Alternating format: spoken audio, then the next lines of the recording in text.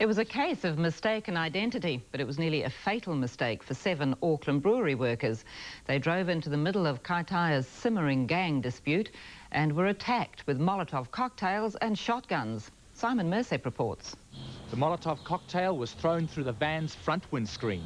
There was a huge crash, and then suddenly the windscreen disintegrated and the car was on fire, and our driver was on fire. Driver Howard Tahana received burns to 30% of his body.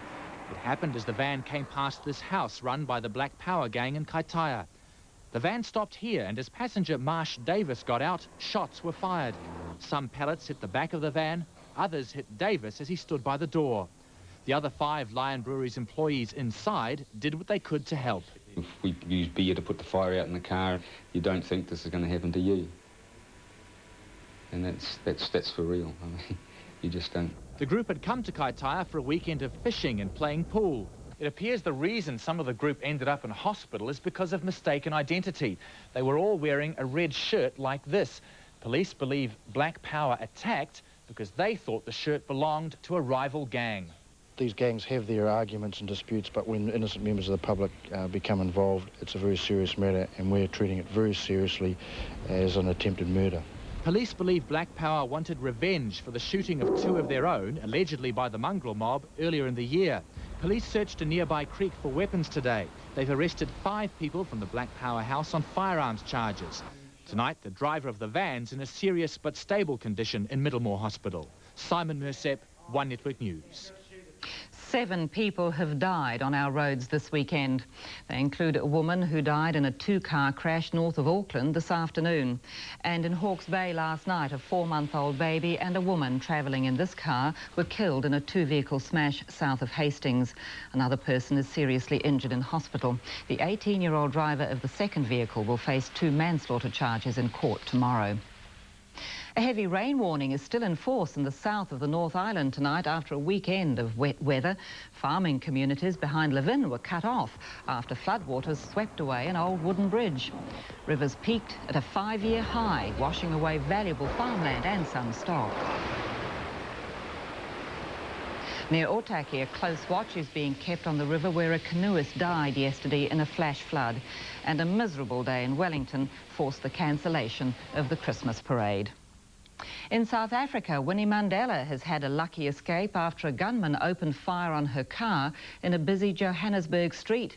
The estranged wife of ANC leader Nelson Mandela was unhurt, but her driver was fatally wounded as he shot the gunman dead. It's not known if the shooting was a political act or an attempt to hijack the car. Rap. It's the music many of us love to hate, or just plain hate. But in America, there's a growing backlash against rap that has nothing to do with taste in music. It's all about the lyrics. Many people believe they're too negative and too violent. Rap always has sparked controversy with its in-your-face rage.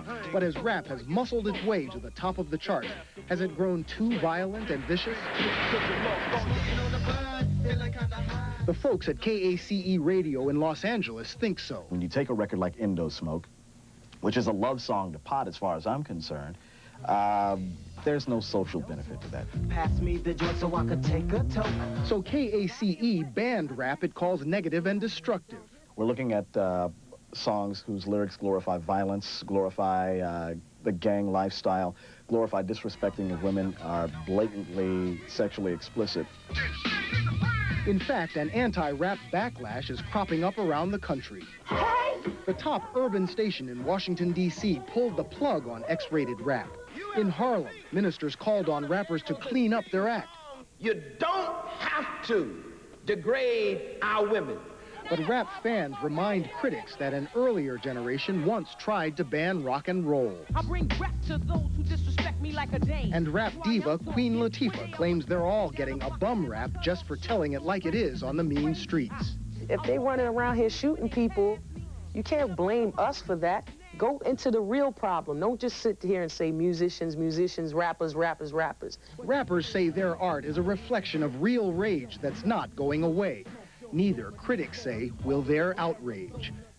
Coming up, Jeff has the All Blacks record romp in Scotland. And a Kiwi finally makes a test debut.